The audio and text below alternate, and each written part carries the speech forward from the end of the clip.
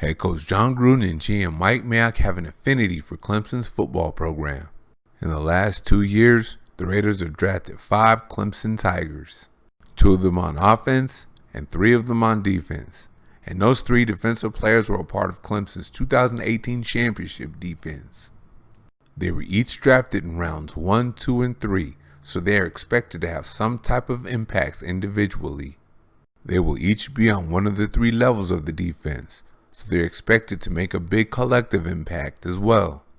That's why we should expect Clemson to have a big impact on the Raider defense in 2020.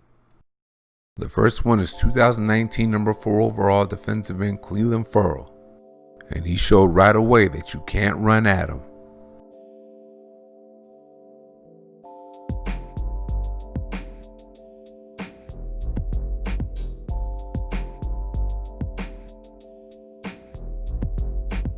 He won't stay blocked by tackles, tight ends, or even both.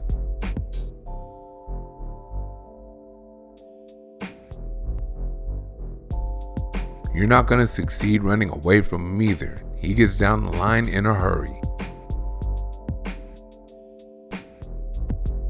With those long arms, he easily defends the backside cut block and chases a play down.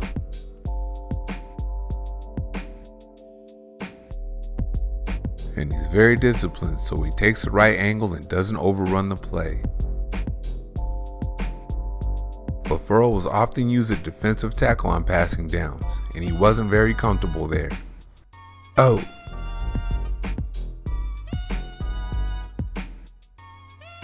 His head wasn't on the swivel that a defensive tackle's head needs to be on, so he wasn't very effective at the position.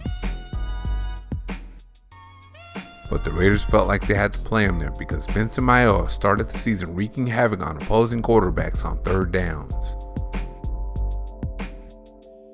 So while that may or may not have been good for the team, it was horrible for Ferrell, who as it is lost 15 pounds due to sickness during the year. It was very rare that Ferrell put any type of pressure on the quarterback from the defensive tackle position.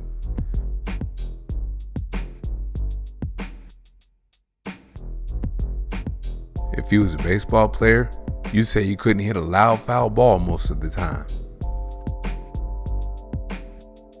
But one thing he could do from there with his height and long arms is bat some balls down.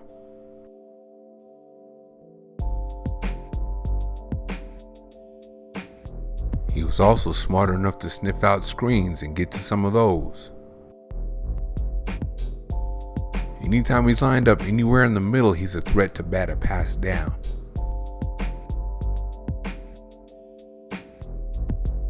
He can also do it from the edge.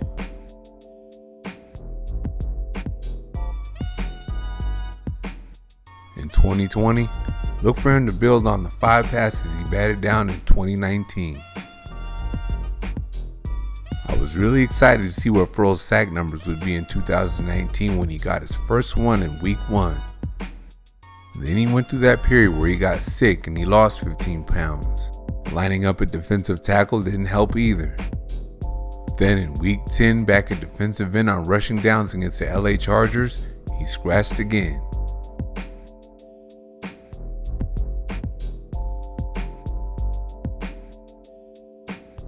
Ferrell would rack up 2.5 sacks that night. 3.5 of his 4.5 sacks came against the Chargers, effectively making him a Charger killer. That number should have been bigger, but the NFL statisticians messed that one up. Here's an example. Ferrell clearly gets to the quarterback first and has a firm grip on him. Then teammate Max Crosby comes in and cleans it up, and they both get a half a sack for it. Here, Crosby and Ferrell are going to get there at the same time, but only Crosby gets the sack on this one. If Crosby deserves that half sack against the Chargers with Ferrell, Ferrell deserves these last 2 half sacks along with Crosby, giving him 5.5. Now we're on to 2020 3rd round pick Tanner Muse, who's grossly underestimated. In the national championship game against LSU, he had his trouble in space. And there were times he got by LSU's huge offensive linemen.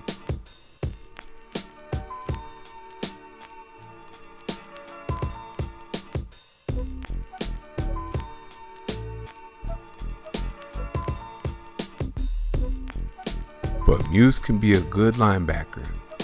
Here he is at just 227 pounds, coming up and taking on a guard, shrinking the hole. Here he's going to do it again so his fellow linebacker can make the play.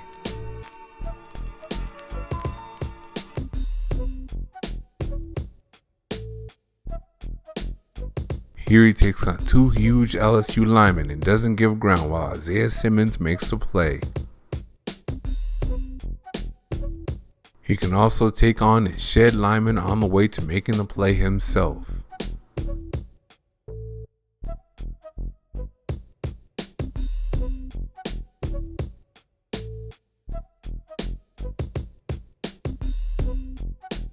And he's a great tackler in space, as he showed at safety most of the time last year.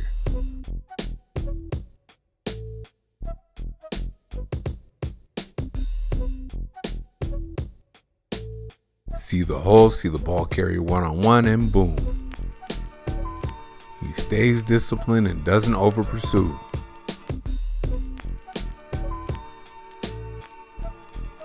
He also keeps outside contained, not allowing himself to be cut blocked.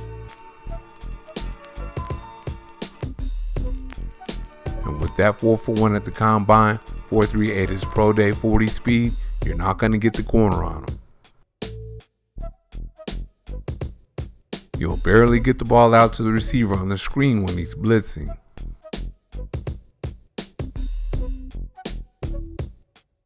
And leaving him unblocked on any kind of waggle is suicide for your quarterback. And having him blocked by a running back in pass protection isn't much better.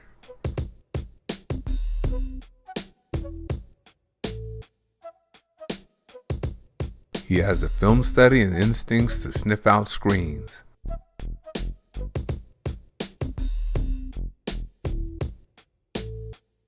And if he catches it late while blitzing, he has the speed to run to whoever the receiver is down.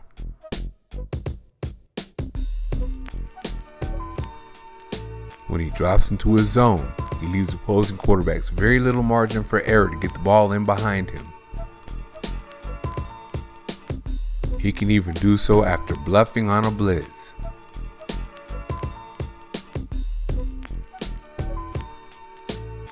And he's very heads up, so if he has an opportunity to collect a turnover, he will do it. In coverage, he does a good job on tight ends, H-backs, fullbacks, and running backs. Here he has no problem getting deep with Thaddeus Moss, son of Randy Moss. Here he is covering a slot receiver, and he's athletic enough to get the pass defense on a fade. How's this one for speed? He's going to bluff the A-gap blitz and cover a receiver deep down the field. You can't tell me defensive coordinator Paul Gunther doesn't love that one. 2019 second round pick Trayvon Mullen had to go through the process as a corner last year. It wasn't pretty in week 1 facing Cortland Sutton and Emmanuel Sanders.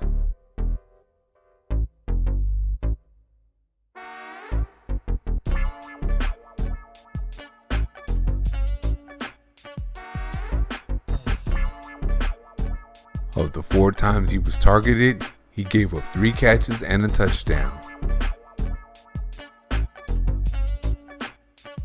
But corners are supposed to have those rookie growing pains, right?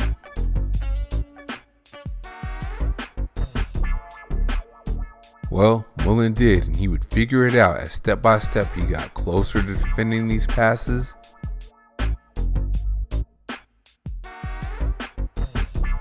Then he would get there only to have an interception go right through his hands.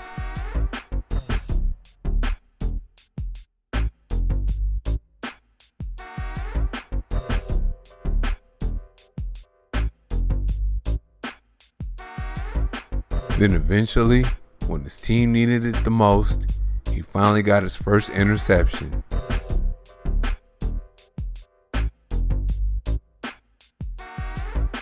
From there, his confidence grew and he started to look like a lockdown corner. He held speedster Tyreek Hill to 2 catches for 19 yards and no touchdowns on 5 targets. Oh, and he had this pass defense on him as well.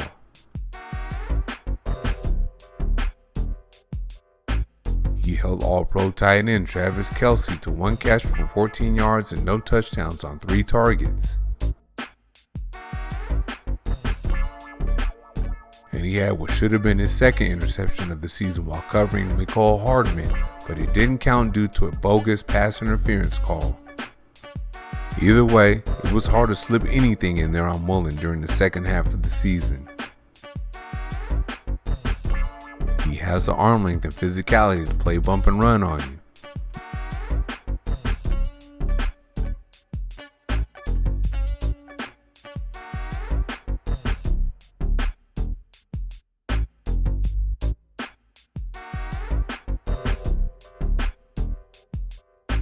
And he has the fluidity and agility to mirror you. In the second half of the season, Mullen only allowed 56% of the passes thrown his way to be caught for 2 touchdowns while he had 8 passes defensed. That's locking guys down right there. Mullen is also a good tackler as he often tackles running backs in space after the catch. That was Melvin Gordon. And this is going to be Leonard Fournette. Mullen is also a good tackler in the running game as he saves a touchdown here. And a nice little tackle for a loss here.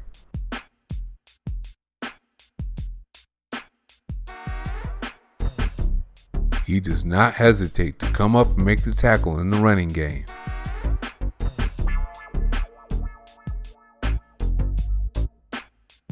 As a matter of fact, he loves it.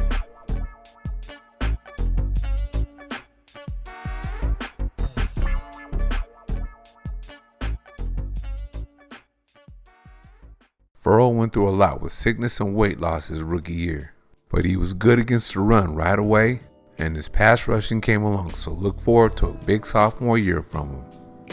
Muse is a physical presence that plays the run well, and he's fast enough to cover a receiver deep down the field after bluffing an A-gap blitz. And he's always in the right place at the right time to take advantage of a mistake by the offense. So look for him at some point to take the remaining starting linebacker spot along with Nick Witkowski and Corey Littleton. Mullen is a solid tackler, and he started to resemble a lockdown cover corner at the end of last year. So that's Clemson impact on all 3 levels. Thank you for watching. See you next time.